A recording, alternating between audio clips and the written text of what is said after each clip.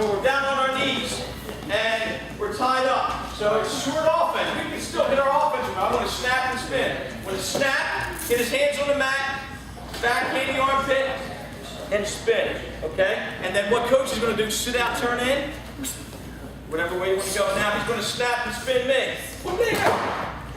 Got it? I'm going to go. And then he sits out, turns in. I go. Okay? That's the drill. But here's what it looks like. Slow motion. I have a collar and an arm. I'm going to snap them down.